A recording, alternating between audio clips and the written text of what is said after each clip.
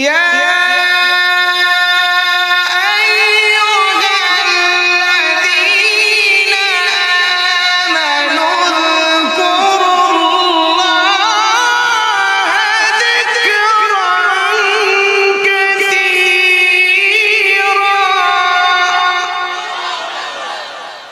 وسبحوه